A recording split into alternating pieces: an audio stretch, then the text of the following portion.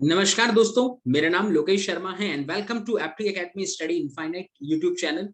दोस्तों, ये हमने एक सीरीज रन की है एग्जाम टॉपर सीरीज में जो बच्चे हमारे इस साल पास आउट हुए हैं डिफरेंट डिफरेंट कॉम्पिटिटिव एग्जामिनेशन में, स्पेशली फॉर बैंकिंग एग्जाम्स, आप लोगों के साथ उन लोगों का एक छोटा चिट चैट और गपशप सॉर्ट ऑफ सेशन हम आप लोगों के लिए लेके आ रहे हैं।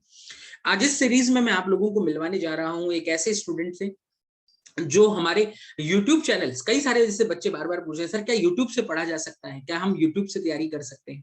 तो जी हाँ, बिल्कुल कर सकते हैं। मैं आपको आज ऐसे ही एक स्टूडेंट से अपने मिलवाने जा रहा हूं, ठीक है, क्लियर? तो उसका नाम है सौरभ नाग। सौरभ ने इस साल काफी सारे कॉम्पिटिटिव एग्जाम क्लियर किए हैं, जैसे SBI clerical, IBPS, RRB clerical, IBPS, RRB PO and IBPS PO के इन्होंने वेटिंग लिस्ट में है with he is waiting his result from 0.1 marks. तो काफी सारे चांसेस है कि वो ये जॉब भी क्लियर कर देंगे। तो मिलते हैं उन्हीं के साथ में, अब बातचीत करते हैं और थोड़ा सा आप लोगों को भी आइडिया लगेगा कि किस तरह से उन्होंने अपनी तैयारी को पूरा रन आउट किया है। ठीक है, तो मिलते हैं, सौरभ को बुलाते हैं हम।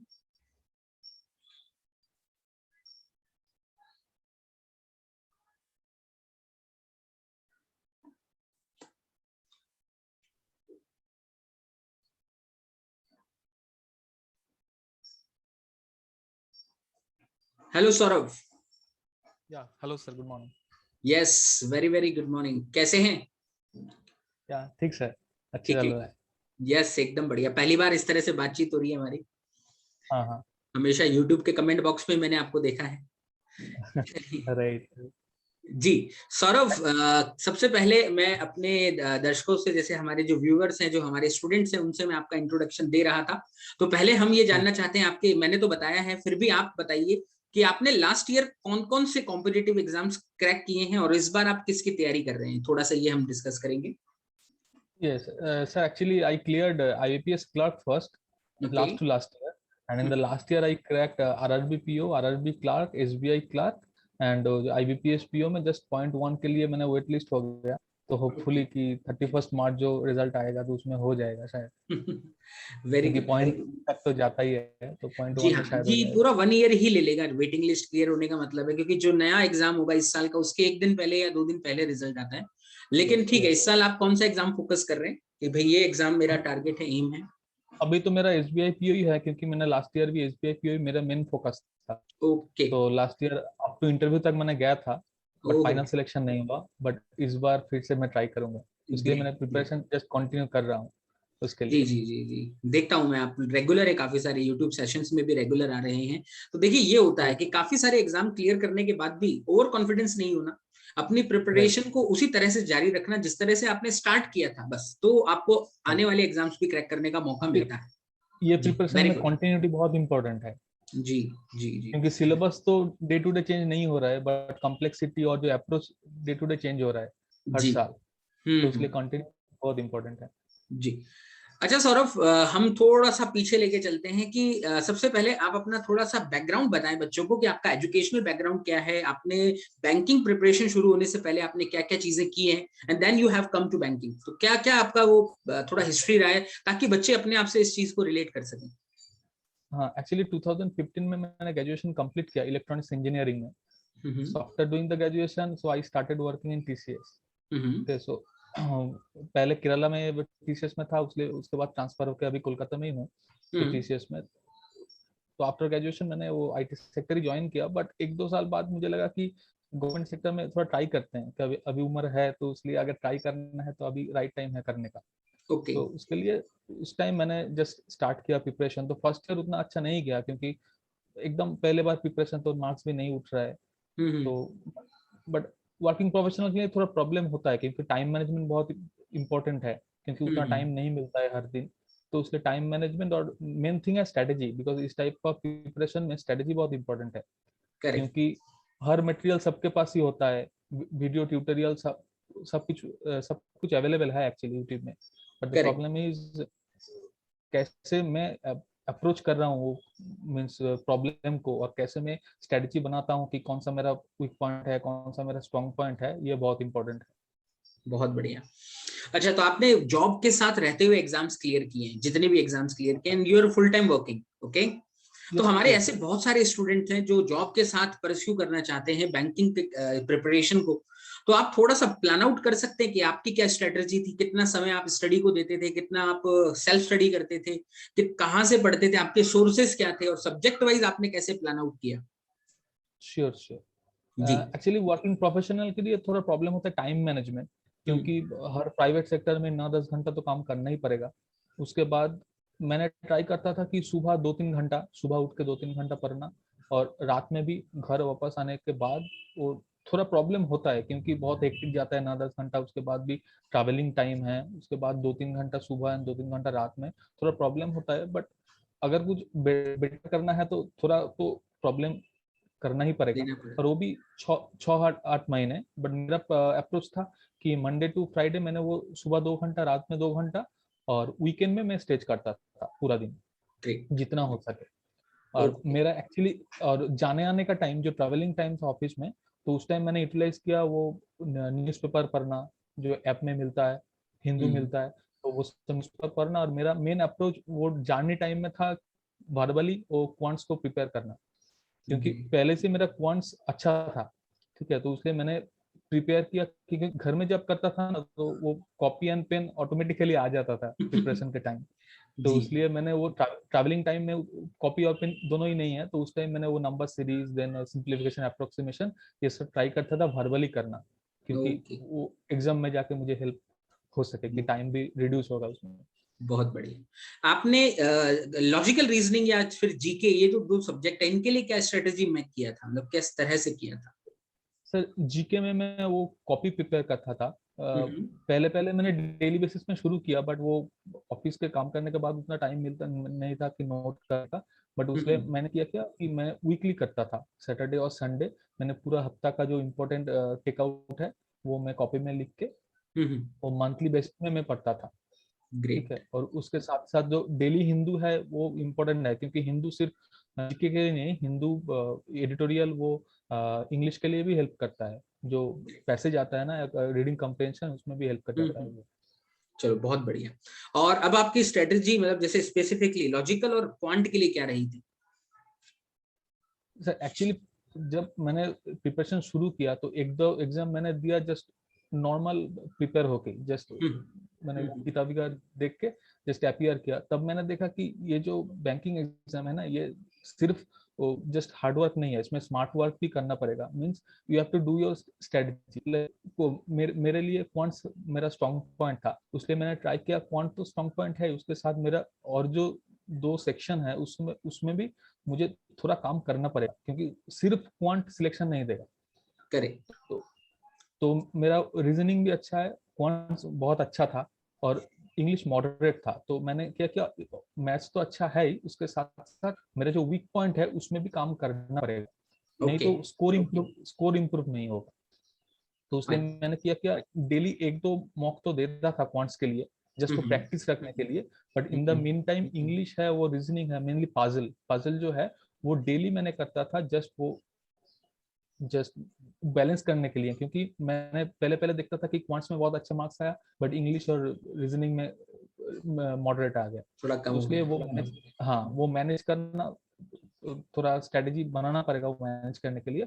और the okay. Main thing after doing that balance, कि अगर अब देख लिए कि इंग्लिश ठीक है, मेरा रीजनिंग भी ठीक है, उसके बाद अगर जिसका जो स्ट्रॉन्ग पॉइंट है उसके बाद उसमें मैक्सिमम अटेम्प्ट करो ग्रेट। जितना हो सके। जी जी जी, समझ में आया अभी। तो देखिए यही सारी चीजें होती हैं। सबसे पहले मेरे मतलब मैं भी हमेशा इस चीज पे रिलाई करता हूँ कि सबसे पहले आपको अपने स्ट्रॉन्ग और वीक पॉइंट के बारे में आइडिया होना बहुत जरूरी है, और स्ट्रॉन्ग को राइट कैसे स्ट्रॉन्गेस्ट बनाना है और वीक को कैसे एवरेज लेके आना है, एटलीस्ट आपका एग्जाम निकल जाए। मतलब ऐसा नहीं है राइट कि एक भी सेक्शन आप छोड़ के या फिर एक सेक्शन पे ही फोकस करके you can crack the exam. There has to be a right balance between all 4 subjects. ठीक है। राइट। तो यही मैंने गुरु एक मंत्र होता चीज है मैक्सिमम शेयर बच्चों को शेयर इसी करना से चाहता हूँ इसमें, जी। क्योंकि आरआरबी पीओ में जो मेंस एग्जाम हुआ था उसमें थोड़ा डिफिकल्ट हुआ था जीएस सेक्शंस, हम्म। तो वो सबके लिए डिफिकल्ट हुआ, और कट ऑफ था 10 के आसपास आउट ऑफ 40। ओके। तो उसमें मेरा आया था सिर्फ 11, ओनली ओहो। 11। बट द थिंग इज, मैंने देख लिया कि ये टफ है तो सबके लिए टफ होगा, उतना वरी का बात नहीं है। But the problem is quants जो मेरा स्ट्रॉन्गेस्ट पॉइंट है, तो मैंने ट्राई किया उसमें मैक्सिमम मार्क्स लाना। करेक्ट, तब क्या होगा, ये 11 मार्क्स जो है वो कॉम्पेंसेट हो जाएगा। कंपनसेट हो तो जाए। उसमें मेरा, हाँ, वो 37 आया था क्वांट्स में, और वेरी क्वांट्स गुड तो यार। 1.25 मल्टीप्लाई होता है आरआरबी में, तो उसमें करेक्ट, वो बहुत लीड दे दिया। सेम थिंग हुआ मेरा आरआरबी क्लार्क में भी, मुझे क्वांट्स में मिला था 38 और रीजनिंग में मिला था 40 आउट ऑफ 40। ग्रेट ग्रेट यार। तो थोड़ा बैलेंस करना पड़ेगा, अगर किसमें वीक है, सो वीक में काम करने के बाद उसको मॉडरेट बनाओ, एंड देन जो स्ट्रॉन्ग पॉइंट है उसको स्ट्रॉन्गेस्ट बनाओ, कि दूसरा कोई अगर सेक्शन में नंबर कम आ जाएगा तो वो कंपनसेट कर सके। कवर अप हो जाती हैं चीजें। Very good, right. बहुत बढ़िया है, बहुत अच्छे, काफी बढ़िया बढ़िया इन्फॉर्मेशन आपने दी, और ये एकदम रियल टाइम है, ये हम इन्हीं पे भी हम ही बात करते हैं कि इसी तरह से ही तैयारी होती है, कोई अलग राइट। स्ट्रेटजी या कुछ नहीं, आपको जो 4 सब्जेक्ट्स हैं उन पे डेडिकेटेडली पढ़ाई करनी है और अपने गोल को अचीव करना है, that's it. Very good Saurabh. अच्छा सौरभ, थोड़ा सा हमें इस चीज के बारे में आइडिया बताएं कि किस तरह से आपने, मतलब जो अपना, जैसे आपने बताया कि आपने जॉब के साथ में तैयारी किया है, थोड़ा सा टफ जाता था, बट आपने जो सोर्सेज यूज किए हैं, तो आपने किस पे ज्यादा रिलाई किया, किसी पेड कोर्स पे रिलाई किया या यूट्यूब से पढ़ाई किया, क्या सोर्स था आपका मैक्सिमम? हाँ सर, एक्चुअली इनिशियल डेज में मैंने एक दो किताब लिया था जो सब लोग देता है, I don't want to take the names, but yes, कुछ पब्लिकेशंस का जो फेमस बुक है सब लिया था, but the problem in the publication book is they are not updated. Correct, right, banking exam हर साल चेंज होते जा रहा है, सिलेबस सेम है बट अप्रोच, वो कॉम्प्लेक्सिटी चेंज होते जा रहा है, बट वो सब किताब में कुछ हेल्प नहीं मिला मुझे एक्चुअली। That's good. तो हाँ, उसके बाद मैंने यूट्यूब सेशन देखना शुरू किया कि जिसमें अपडेटेड कंटेंट है। तो अब आपका जो सेशंस, लाइव सेशंस है, रिकॉर्डेड सेशन है, मैं बहुत दिन से फॉलो कर रहा हूँ, मेनली क्वांट्स, ओके, क्योंकि मेरा वो स्ट्रॉन्ग पॉइंट है, तो इसलिए मेरा ये इच्छा है कि हर टाइम वो क्वांट्स ही देखे। ठीक है, जी, तो वो मैं देखा था रेगुलरली। तो YouTube से बहुत कुछ मिलता है, ठीक है। सो if one can afford the things, then you can go for the paid batch, because मेरा आपका का वो कंप्लीट बैच का शेड्यूल भी देख रहा था, वो उसका जो कंसिस्ट जो है वो भी देख रहा था, वो भी करेक्ट, हेल्प करेगा। बट मेरे लिए मैंने वो यूट्यूब का सेशन बहुत फॉलो किया, क्योंकि डेली बेसिस में जो इंग्लिश आता था, वो रीजनिंग, मैथ्स और जीके हर दिन में देखता था, क्योंकि वो रिवीजन भी इम्पोर्टेंट है, क्योंकि सिर्फ इम्पोर्टेंट, पढ़ने से नहीं होगा, क्योंकि वो जीके और क्वांट्स वो देख के, बहुत सारा क्वेश्चन देख के भी बहुत कुछ रिवीजन हो जाएगा। करेक्ट। बट यू अच्छा, you have to figure it out the content, क्योंकि ओके, बहुत तो सारा मिलता है तो। ओवरऑल आपने कितना समय लिया, मतलब स्टडी, मतलब जो आपकी स्टडी का फेज था वो कितना रहा, जब आपने पहला एग्जाम क्रैक किया था उसके बीच में ड्यूरेशन क्या था? हाँ, मैंने 18 से शुरू किया था। ओके, 18 से 18, शुरू किया, तो 2018, ओके। हाँ, तो इसके डेज में थोड़ा वो प्रीलिम्स में प्रॉब्लम होता था, क्योंकि प्रीलिम्स में तो अभी बहुत हाई कट ऑफ जाता है, तो मेरा वो 55 के आसपास ही वो स्कोर पहुंचता था। ओके, तो उसके बाद मैंने वो स्ट्रेटजी बना के, वो बैलेंस करके, बहुत कुछ काम करके, वो स्कोर को इंक्रीज करने के लिए बहुत काम किया। और daily taking the mock test is very important for okay, prelims exam. At least one mock test, taking one mock test daily main point है। उसके बाद वो एनालिसिस बहुत हेल्प करता है। Important, correct. तो अच्छा मुझे ये प्रीलिम्स के बताइए लिए एटलीस्ट, कि हाँ। जो बच्चे तैयारी करते हैं उनको प्री और मेंस की तैयारी कैसे करनी चाहिए, मतलब व्हाट इज योर ओपिनियन, क्योंकि आप तो इस फेज से पूरा निकले हैं, प्री और मेंस आपने देखा है, तो व्हाट इज योर फ्रैंक हाँ, ओपिनियन कि यार प्री और मेंस के साथ करना चाहिए या पहले प्री निकाले फिर मेंस, क्या प्रोसेस होनी चाहिए, what is your opinion in that? मेरा जो लगता है, प्रीलिम्स मेंस अगर कोई स्प्लिट करके करेगा तो उसके लिए ही प्रॉब्लम होगा, क्योंकि अगर प्रीली का प्रिपरेशन करेगा, उसके बाद रिजल्ट आएगा, उसके बाद ज्यादा टाइम नहीं मिलता है, क्योंकि मेंस के आगे जो एक हफ्ता 2 हफ्ते मिलता है, सब लोग मेनली जीके में ही फोकस करता है और एक दो मॉक देता है उस टाइम। ठीक है, तो मेन ट्रू, जो प्रिपरेशन है वो पहले से ही करना पड़ेगा, both for prelims and mains. बट अगर किसी का फर्स्ट टाइम है तो उसलिए, तो वो ज्यादा टाइम इन्वेस्ट कर सकता है प्रीलिम्स में, क्योंकि उसका वो इनिशियल जो स्ट्रेटेजी है, इनिशियल जो कॉन्सेप्ट है, उसको बिल्डअप करना पड़ेगा, तो उसके लिए ठीक है। बट जो लोग थोड़ा हैबिचुएटेड है प्रीलिम्स में, तो थोड़ा उन लोगों को एक साथ ही करना पड़ेगा, क्योंकि जितना सारा कॉम्प्लेक्स है मेंस एग्जाम्स, तो वो सिर्फ वो 2-3 हफ्ता में नहीं होता है, जी, तो ग्रेजुअली दोनों दोनों के लिए ही करना पड़ता है। ग्रेट। अच्छा ये बताइए, कई बार बच्चों को ये भी दिक्कत होती है कि मतलब एग्जाम्स के अंदर टाइम मैनेजमेंट कैसे किया जाता है, मतलब हाउ वुड यू थिंक कि व्हाट इज योर स्ट्रेटजी कि जिसमें आप प्रीलिम भी पूरा अटेम्प्ट कर पाते थे और मेंस में भी एक जस्टिफाइबल आप स्कोर तक पहुंच पाते थे, व्हाट वाज योर स्ट्रेटजी? अगर मैं प्रीलिम्स देखूंगा, तो प्रीलिम्स में तो अभी 20 मिनट्स का सेक्शनल हो गया है। हम्म, तो if I am going section by section, for let's say for quants के लिए जो सिंप्लीफिकेशन है, अप्रोक्सीमेशन है, नंबर सीरीज है, जितना छोटा छोटा क्वेश्चन है ना वो पहले अटेंड करो, क्योंकि 15 एटलीस्ट 15 क्वेश्चंस आएगा ही। अगर क्लरिकल होगा तो उससे ज्यादा ही आएगा छोटा क्वेश्चन। मैं बोल रहा हूँ जस्ट डीआई और अरिथमेटिक छोड़ के जो सेक्शन है उसका पूरा पहले कर लो। करने के बाद मैक्सिमम 15 to 18 मार्क्स उसमें ही आ जाएगा। और अगर उसके बाद 2 डीआई आता है तो 2 डीआई में एक आता है एकदम इजी, ठीक है, वो पाई चार्ट वाला या डायग्राम वाला एकदम इजी आता है, जो वर्बली भी हो सकता है। तो अगर उसके बाद वो ट्राई करोगे, अगर किसी का अरिथमेटिक है तो वो शॉर्ट क्वेश्चन के बाद अरिथमेटिक भी ट्राई करते हैं, क्योंकि प्रीलिम्स में अरिथमेटिक उतना डिफिकल्ट नहीं आता है। क्योंकि अगर कोई पहले डीआई कर लेगा 10 मार्क्स देन अरिथमेटिक कर लेगा तो उसके लिए अगर एक दो मैथ्स में प्रॉब्लम हो जाएगा तो उसके लिए बाद में जो छोटा क्वेश्चन है, इजी क्वेश्चन है, उसमें दिक्कत हो सकता है। तो इसलिए बेटर है कि वो सब पहले कर लो। ये same thing applicable for reasoning also. In reasoning also अगर कोई पहली पजल कर लेगा, let's say he is good in puzzle this things, but better है सेफ साइड रहने के लिए, बेटर है कि छोटा छोटा जो क्वेश्चन है अल्फान्यूमेरिक सीरीज, देन सिलोलिज्म, इस टाइप का क्वेश्चन पहले कर लो। उसके बाद जो टाइम मिलेगा पूरा टाइम पजल में दो। अगर if you are good in puzzle then उस टाइम में भी तुम पजल क्रैक कर सकते हो। तो इससे एक्चुअली नंबर ऑप्टेन जो स्कोर है वो इंक्रीज होता है। करेक्ट, बढ़िया। अच्छा, एक चीज और है जो काफी सारे बच्चों के डाउट्स रहते हैं, जस्ट मैं बच्चों के बिहाफ पे बात कर रहा हूँ, ये मॉक्स कितना हेल्प किया आपको? मॉक्स वगैरह आप देते थे, ऑनलाइन मॉक्स? एक्चुअली मॉक बहुत हेल्प करता है, क्योंकि लेट से अगर कोई बंदा 4 घंटा पढ़ रहा है डेली, उसमें 1 घंटा मॉक देना और उसका एनालिसिस करना बहुत इंपॉर्टेंट है। और वो भी ठीक mock means the updated material का जो मॉक होता है उस टाइप का, क्योंकि एग्जाम में जो आता है, क्योंकि उसमें बहुत सारा नया टाइप का क्वेश्चन मिलता है। क्योंकि जब हम लोग प्रिपेयर करते हैं ना, हम लोग थोड़ा बायस है कि हम लोग सेम टाइप का कंटेंट भी करते हैं, जिसमें हम लोग हैबिचुएटेड हैं उसमें ही हम लोग करते हैं। करेक्ट, जो चीज लोग का टफ लगता है वो लोग हम लोग इग्नोर कर लेते हैं। सही। हाँ, तो इसलिए मॉक टेस्ट ये है कि मॉक अपियर करो, नॉट नेसेसरी कि सब आंसर करना पड़ेगा।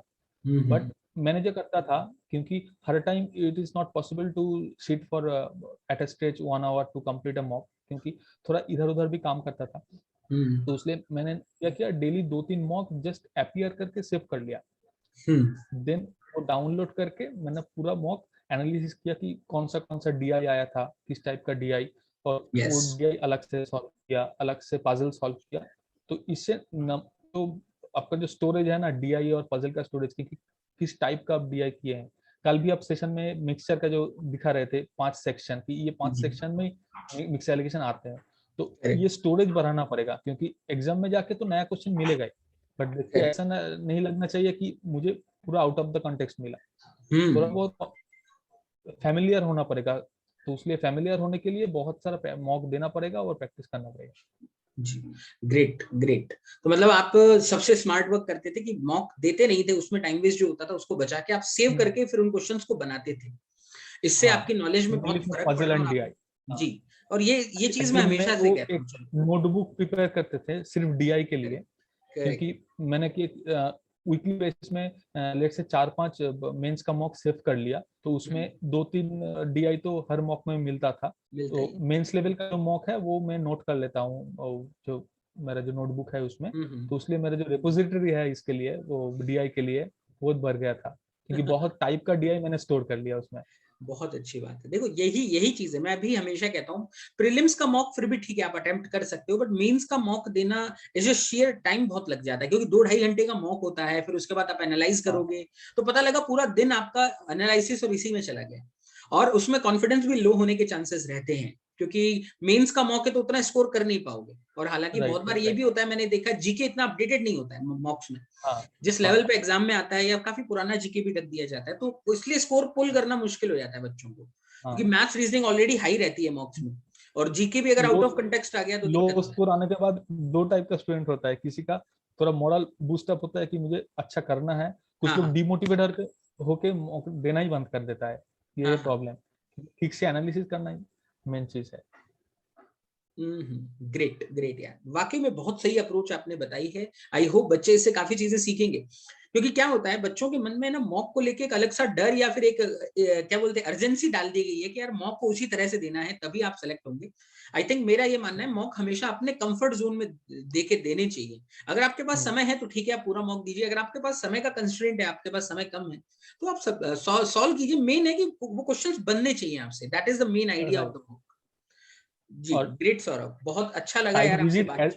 हाँ as many as possible, try to visit जी questions as many as possible. जितना करेक्ट करेक्ट, सारा क्वेश्चन आप विजिट करेंगे उतना सारा टाइप का क्वेश्चन आपको मिलेगा, क्योंकि बहुत अगर आप बहुत सही। एक दो मॉक देंगे तो उतना क्वेश्चन नहीं मिलेगा। तो try to gather questions of different types from correct, different mocks. I hope हम हमारी जो बातचीत हुई है इससे काफी सारे बच्चों को आइडिया लगेगा कि किस तरह से एग्जाम क्रैक की जा सकती है। बिसाइड दैट सौरभ एक चीज पूछना चाहता हूँ, मैंने जैसा कि आपसे बातचीत भी हुआ था, आपने कहा आपने कोई ज्वाइन नहीं किया है, आपने 3 या 4 बड़े नहीं पोस्ट क्रैक किए हैं बट यू डिडंट ज्वाइन, तो मैं जान नहीं नहीं। सकता हूँ क्या स्पेसिफिक रीजन क्या क्यों ज्वाइन नहीं किया था आपने? हाँ एक्चुअली मैंने जो ट्राई किया था सिर्फ IBPS PO और SBI PO के लिए, स्पेशली फॉर SBI PO। और अभी मैं वो TCS में काम कर रहा हूँ लगभग तो 6 साल हो गया। ओके ठीक है, तो इसलिए I didn't choose clerical to join. तो ग्रेट, इसलिए मैंने RRB क्लर्क, IBPS क्लर्क और SBI क्लर्क छोड़ दिया। और RRB PO भी पोस्टिंग के लिए छोड़ दिया था। और इस बार तो IBPS PO तो .1 के लिए है ही, तो मेरा नेक्स्ट ईयर तक है। तो उसके अंदर निकल अगर जाएगा, SBI PO इस बार हो जाएगा तो इसलिए मैंने वो ज्वाइन नहीं किया, क्योंकि TCS तो है बहुत ही मेरे बढ़िया। पास। तो यस, इसलिए मुझे ये बात आपकी बहुत अच्छी लगी। बहुत सारे बच्चे ना अपने करियर को लेके कॉम्प्रोमाइज करते हैं, जैसे अभी आपको क्योंकि पता है एग्जाम मैं देना एक पड़ेगा, क्योंकि उस जी टाइम भी मुझे बहुत सारा लोग बोला था कि अगर तुझे SBI PO देना है, IBPS PO देना है तो क्यों इतना सारा दे रहा है। बट वो क्वेश्चन के साथ हैबिचुएटेड होना, एग्जाम पैटर्न के साथ हैबिचुएटेड होने के लिए एग्जाम देना पड़ेगा बहुत। जी जी जी, क्योंकि ये बहुत करेक्ट बात है। बहुत सारे बच्चे इसको आइदर वे में लेते हैं कि अगर आपको पीओ जाना ही नहीं है हाँ तो आपने कलर का फॉर्म ही क्यों भरा है, you are having bus, one, you are eating one seat. ऐसा नहीं होता है, बट क्योंकि अगर आप वाकई बट में देने पीओ लेवल का देने के एग्जाम पहले मत सोचो, देने के कभी नहीं, बाद अगर कभी नहीं, नहीं अच्छा मल्टीपल कॉल है मिलने आपका। लगेगा। और सबसे अच्छी चीज आपने ज्वाइन नहीं किया, तो इट मींस वेटिंग लिस्ट में उन हम्म, बच्चों को वैकेंसी मिलेगा ना जिसने मेहनत किया है। Right that's not like that, right ये आइडिया नहीं है। और लेकिन ये अप्रोच आपका बहुत सही है कि क्योंकि कई बार बच्चे आते हैं जिनको पीओ ही बनना होता है, तो मैं भी यही कहता हूँ कि यार फॉर्म्स एटलीस्ट सारे भरो, क्योंकि पीओ का एक ही राइट एग्जाम आप साल में देने जाओगे और उस एग्जाम में अगर कोई गलती कर दी आपने तो फिर वो पूरा 1 ईयर आपका राइट वेस्ट हो गया। अगर आप पीओ बनना राइट चाहते हैं तब भी आप क्लरिकल के फॉर्म जरूर भरें ताकि आपको एक आइडिया लग जाए। हाँ, क्रैक होता है एग्जाम, फिर ज्वाइन करना है या नहीं करना, it's your call, it's your call कि यार राइट मुझे जाना है या नहीं जाना है। सिलेक्शन होने के बाद ये कॉल लेना आसान होता है मुझे जाना है या नहीं, तो बहुत अच्छा राइट कॉन्फिडेंस बूस्ट करता है। ठीक है सौरभ, राइट। बहुत और अच्छा ये लगा मुझे आपसे चेन बातचीत प्रिपरेशन करके। बहुत चेन प्रिपरेशन बहुत हेल्प करते हैं, क्योंकि अगर कोई 2-3 मेंस लगातार देगा जी तो अगर उसका प्रिपरेशन ठीक है तो एक में लाख फेवर नहीं कर सकते हैं। क्योंकि अगर he is a genuine guy and he is doing the good thing in preparation, then एक में एक तो क्रैक हो ही जाएगा। करेक्ट। ठीक है सौरभ, बहुत बढ़िया लगा आपसे बातचीत किया। मेरे बच्चों को भी थैंक यू हमें सर। आइडिया है कि कुछ ना कुछ इसका बेनिफिट मिलेगा। और जो बच्चे श्योर लाइव श्योर। रोज आते हैं हमारे सेशन में, सौरभ तो हमारे साथ हमेशा रहते ही है। मैंने मोर ओवर सौरभ को देखा है मेरे सेशन में लाइव रहते हैं, कमेंट भी करते हैं, काफी फास्ट आंसर भी करते हैं। ठीक है सौरभ, तो best of luck for this year SBI PO बहुत एंड अच्छा आईबीपीएस अच्छा पीओ। लगता है एक्चुअली वो सेशन ज्वाइन करना। जी, मैंने कल actually without pen and paper मैंने ज्वाइन किया था, कल नहीं परसों, जो आप ओके, अप्रोक्सीमेशन सिंप्लीफिकेशन का क्लास करा रहा था अच्छा जो मैंने सिंप्लीफिकेशन गया था। सिंप्लीफिकेशन के, हाँ वो वर्बली मैंने करता था उस टाइम। Correct correct. और मैं देख रहा था मैक्सिमम क्वेश्चन में आपका ही पहला आंसर आ रहा था, तो that was a good thing, that was a thank you. Quite good thing. ठीक है सौरभ, ऑल द बेस्ट आपके बहुत अच्छे करियर के लिए, आपके बहुत अच्छे फ्यूचर के लिए। हमारे और हमारे थैंक सभी स्टूडेंट्स की तरफ से आपको बहुत बहुत शुभकामनाएं। ठीक है सौरभ, थैंक यू तो सर। कनेक्टेड रहिएगा, थैंक यू। इसी तरह से जुड़े रहें। Bye bye, have a sure great day. Sure. Yes, thank bye you sir. Bye. Thank you. कल से मैच है सर। कल मैच है जी, हाँ अब बोल रहा डेफिनेटली। था वीडियो में, यस यस देख रहे यस, ओके, थे। Bye bye Saurabh. Thank you sir.